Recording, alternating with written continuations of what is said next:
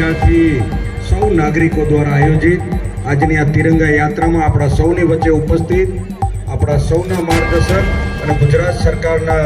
પૂર્વ કેબિનેટ મંત્રી માનનીય શ્રી આઈ કે જાડેજા સાહેબ, નગરપાલિકાના પ્રમુખ ભાઈ કુલદીપસિંહ, સૌ અધિકારી મિત્રો,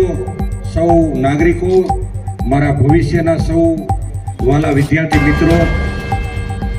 મિત્રો, આપણને આઝાદી એ એમનામ નથી મળી. અનેક લોકોએ એના જીવનની કુરબાની આપી અને એના માધ્યમથી આપણે 15મી ઓગસ્ટ 19 ત્રિરંગો એ કોઈના પણ હાથમાં જાય, એના હાથમાં જો મને જુસ્સો એક અલગ પ્રકારનો પ્રાપ્ત થતો હોય છે.